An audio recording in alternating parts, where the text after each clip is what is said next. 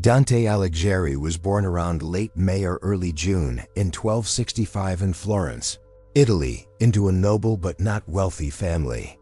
His mother died when he was still a child, and his father passed away a few years later, leaving Dante in the care of relatives.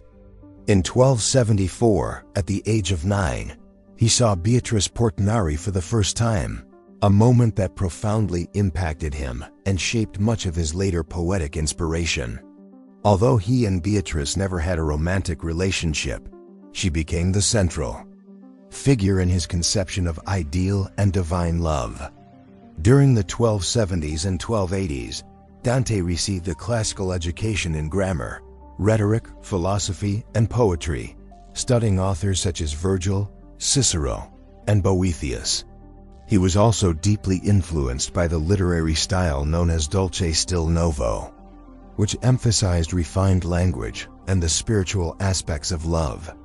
By his late teens, Dante had begun writing poetry that reflected these influences, marking the foundation of his lifelong engagement with literature and philosophy. In his adulthood, Dante Alighieri became actively involved in both literary and political life in Florence. Around 1285, he married Gemma Donati, a woman from a prominent Florentine family, and together they had several children, although Dante rarely mentioned her in his writings. During this period, he continued to develop his poetic voice, heavily influenced by the Dolce Stil Novo tradition. In 1290, the death of Beatrice Portinari deeply affected him and inspired one of his earliest major works, La Vita Nuova, written between 1293 and 1295.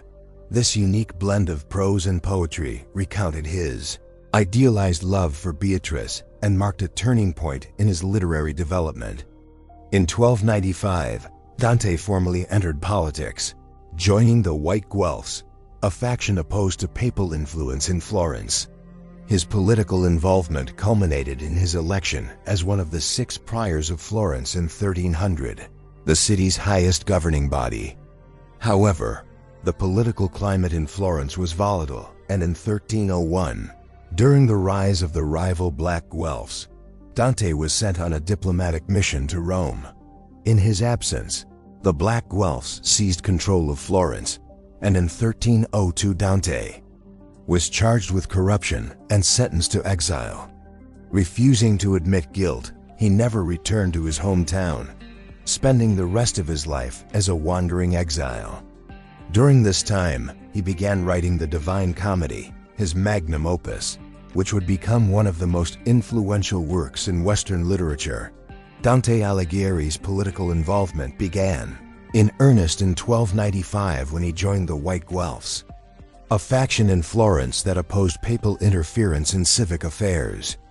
His political engagement was driven by a strong belief in the separation of church and state and a commitment to civic responsibility.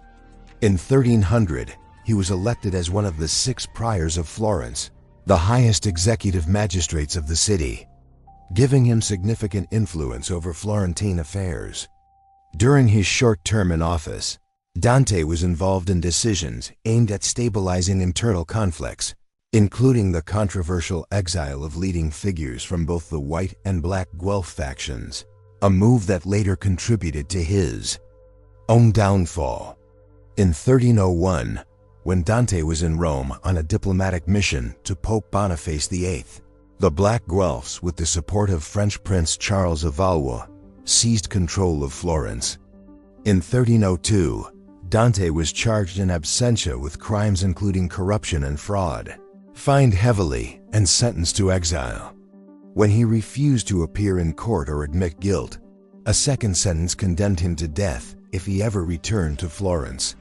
Forced into permanent exile, Dante spent the rest of his life moving between various courts and cities in northern and central Italy, including Verona, Bologna, and eventually Ravenna. Despite repeated offers to return under humiliating conditions, he chose to remain in exile, believing it more honorable than submitting to unjust authority.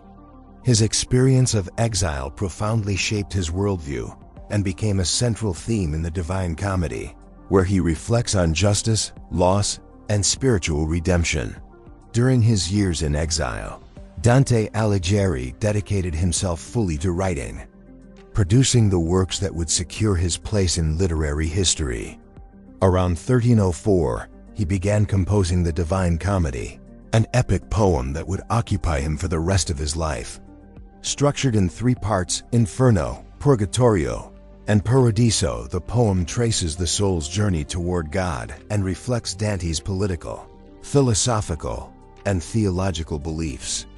Through allegory and vivid imagery, he explored the human condition, divine justice, and the nature of salvation, while also critiquing contemporary political and religious figures.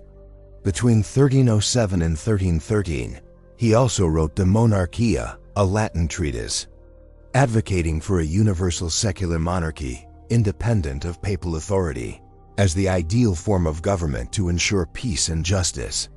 This work further illustrates Dante's deep engagement with the political turmoil of his time and his vision of a divinely ordered world.